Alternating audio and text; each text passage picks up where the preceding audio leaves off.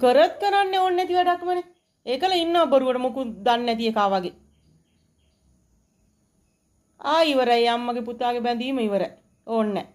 අම්මට පුතෙක් ඕන්නේත් නැහැ මොකෙක් ඕන්නේත් නැහැ. ගේනවා අර පාරේ ඉන්න ෂෝයි බබේ. ඇත්තමයි. බොරුවට ඇස් දෙක ගහන්න එපා ඈ.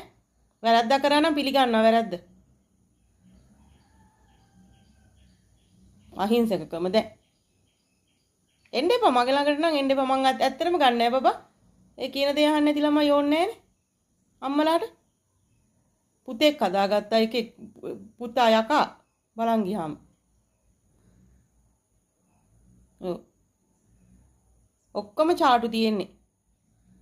අම්මට ආදරේ නම් ඔය වගේ වැඩ කරයිද කියන්නකෝ. අම්මගේ රෙදිත් විනාසයි ඔක්කොම විනාසයි.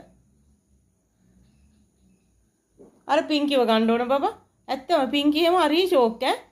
චිච්චි පින්කි හරි හොඳයි. පුතා කියලා ලොකු කරගෙන ඉන්නකොට අම්මටත් හොඳ පාඩම් මේවා. ඔව්. මං නම් ඇත්තටම බබා ගණන් ගන්න මං දැන් ඉලෑස් තියනවා යනවා. එන්නේ දවස් ගානකට ගෙදර ඉන්නකෝ. එතකොට හිටපු දෙ. අක්කලත් එක්ක හිටපු දෙ. ලොකුවක් ඉන්නේ. මහ ලොකුවක්.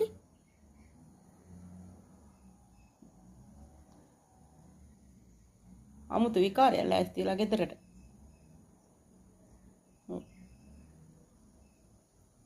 ඇත්තම බබා කියන්න ලොකුවක් ඉද කියන්න දුක කියන්න ලොකුවක් ඉද කියන්න දුක.